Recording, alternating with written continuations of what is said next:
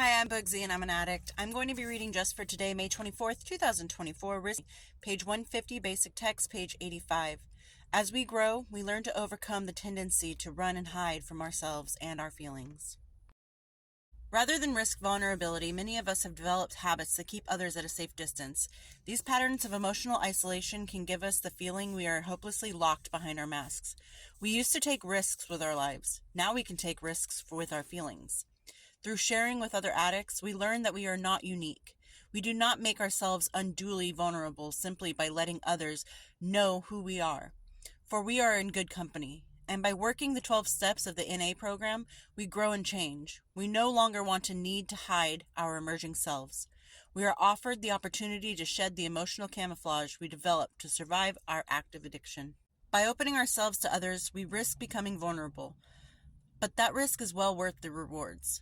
With the help of our sponsor and other recovering addicts, we learn how to express our feelings honestly and openly.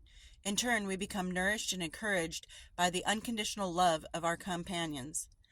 As we practice spiritual principles, we find strength and freedom, both in ourselves and in those around us. We are set free to be ourselves and to enjoy the company of our fellow addicts. Just for today, I will openly and honestly share with another recovering addict. I will risk becoming vulnerable and celebrate myself and my friendship with other NA members. I will grow. I am very much of the opinion that Narcotics Anonymous and Alcoholics Anonymous and the anonymous groups are probably full of the least judgmental people you will ever meet.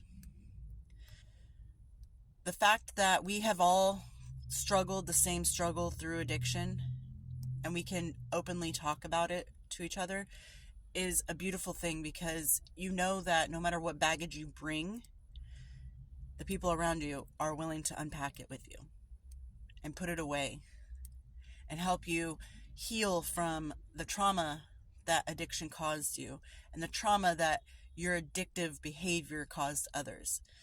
And it's really important to be able to admit that you had a problem and you have a problem.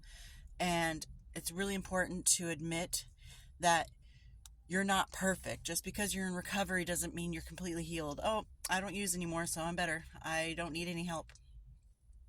And it's really also important to know that the people around you in Narcotics Anonymous and the fellowship, and even just on the street, that the recovering addicts that you run into, those people are important in your life. Whether you get along with them or not, their experience mimics yours in more ways than you can ever imagine. And when you can break down and say, I messed up and I'm afraid to admit it, but here I am pouring my heart out to you, and trusting that these people are going to take your most darkest secrets and vulnerable moments in your life and not use them against you, and instead try to help teach you how to become a better person. It's, I don't know, it's just a beautiful thing to be able to trust that what you say isn't what they see. You can explain the horrific things you went through. You can tell them what you've done. You can tell them about the hurt.